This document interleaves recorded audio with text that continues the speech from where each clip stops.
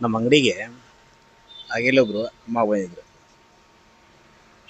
ತಮ್ಮ ಅಂಗಡಿ ಹಾಕಿ ಭಾಳ ದಿನ ಆತ್ನ ಭಾಳ ದಿನ ಆತಲ್ಲಪ್ಪ ಅಂತಂದು. ಹೌದ್ರಿ ಅಮ್ಮ, ಹಾಕಿ ಭಾಳ ದಿನ ಆತ್ರಿ. ಹೆಂಗೆ ವ್ಯಾಪಾರ ಚಲೋ ಆಗತ್ತಿಲ್ಲೋ? ಇಲ್ರಿ, ಹಂಗೆ ಇಲ್ಲ, ಒಂದು ಸ್ವಲ್ಪ ಅಡ್ಡಿ ಇಲ್ಲ, ಒಂದು ಲೆಕ್ಕದಾಗ ಐತಿ. ಇಲ್ಲ, ನಿನ್ನ ಖರ್ಚಿಗೆ ಮತ್ತು ಬಾಡಿ ತೀರುತ್ತೆ ಇಲ್ಲೋ? ಹಾಂ, ಹಂಗೆ ಇಲ್ಲಿ ತೀರುತ್ತೆ. ಹೌದ್ನ ರೀ. ಆಯ್ತು, ನಾನು ಇಲ್ಲೇ ಹಣ್ಣು ಹಚ್ತೀನಿ ಭಾಳ ದಿನ ಆತೀನಿ ನೋಡಾಕತ್ತು ಅಂತಂದು. ಹೌದ್ನ ರೀ ಅಮ್ಮ ಅಂತಂದು.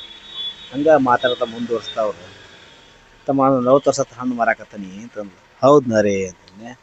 30 ವರ್ಷಕ್ಕೆ ಕಡ್ಕೊಳ್ದಾಗ ಹಣ್ಣು ಮಾರೇನಿ, ಹಣ್ಣು ಮಾರೇ 7 ಎಕರೆ ಹೊಲ ಹಿಡ್ದಾನಿ ಅಂತಂದಕ್ಕಿ. ನಾನು ಆಗಲಿ ಗಾಬ ಆದೆ. ಏನಪ್ಪ ಇದು ಹಣ್ಣು ಮಾರಿ 7 ಎಕರೆ ಹೊಲ ಅಂತಂದೆ. ಅವರು ಹಣ್ಣು ಮಾರಿ 7 ಎಕರೆ ಹೊಲ ಹಿಡಿದಕ್ಕೆ ನನಗೂ ಸ್ವಲ್ಪ ಕುತೂಹಲ ಅನಿಸ್ತು. ಅದು ಹೆಂಗೆ ಹಿಡಿದ್ರಿ ಅಮ್ಮ, ಅದು ಹೆಂಗೆ ಸಾಧ್ಯ ಆಯ್ತು ಅಂತಂದೆ. ಅವರು ಹೇಳಿದ್ರು, ಇಲ್ಲ ತಮ್ಮ, ನಾನು 30-40 ವರ್ಷದಿಂದ ಮಾರೇನಿ ನಾನು. ಬೆಳಗಾವಿಗೆ ಹೋಗಿ ಹಣ್ಣು ತೊಗೊಂಬಂದು ಎಲ್ಲ ಥರದ ಹಣ್ಣು ತಂದು ಇಲ್ಲಿ ಮಾರ್ತೀನಿ ನಾನು ಅಂತಂದ್ರೆ. ಹೌದಾ ಅಂತಂದೆ. ಯಾರ್ಯಾರು ಮಾರ್ತಿದ್ರಿ ಅಮ್ಮ ಅಂದೆ. ಇಲ್ಲ, ನಾನು ನಮ್ಮ ಯಜಮಾನ್ ಕೂಡ ಮಾರ್ತಿದ್ವಿ. ನಮ್ಮ ಯಜಮಾನ್ ಕೂಡ ಮಾರ್ತಿದ್ವಿ ಅದ್ರ.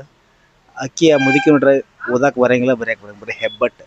ಇಷ್ಟರ ಮೇಲೆ ಅವರು ಹಣ್ಣು ಮಾರಿ 7 ಎಕರೆ ಹೊಲ ಹಿಡಿದ ಮೇಲೆ ಈಗಿನ ನಮ್ಮಂಥ ಯುವಕರು ನಮಗೆ ಸರಿಯಾಗಿ ಕೆಲಸ ಸಿಕ್ಕಿಲ್ಲ, ಅದು ಸಿಕ್ಕಿಲ್ಲ, ನಾವು ಅದನ್ನು ಮಾಡಿದ್ರೆ ಸಸ್ಯ ಆಗುತ್ತೆ, ಇದು ಭಾಳ ಸಸ್ಯ ಆಗುತ್ತೀವಿ, ಸುಮ್ಮನೆ ಟೈಮ್ ಪಾಸ್ ಮಾಡ್ತಾಯಿದ್ವಿ. ಇಂಥವ್ರು ನೋಡ್ರಿ ನಮಗೆ ಸ್ವಲ್ಪ ಸ್ಫೂರ್ತಿ ತೊಗೋಬೇಕು ನಾವು. ಎಂಥ ಗೌರ್ಮೆಂಟ್ ಜಾಬ್ ಮಾಡಿದವರು ಸತ್ಯಕ್ಕೆ 7 ಎಕರೆ ಹೊಲ ಹಿಡ್ಯಕ್ಕೆ ಇಷ್ಟು ಸಾಧ್ಯ ಆಗೋಲ್ಲ ಅಂತಂದ್ರೆ ಇಂಥವ್ರು ನೋಡಿ ಕ್ಯಾಸ್ ನಾವು ನಮಗೂ ಸ್ಫೂರ್ತಿ ತೊಗೋಬೇಕಂತ ಅನ್ನಿಸ್ತು ನನಗೆ. ಅದಕ್ಕೆ ಇದನ್ನು ನಿಮ್ಗೆ ಒಂದು ಹಂಚ್ಕೊಂಡೆ.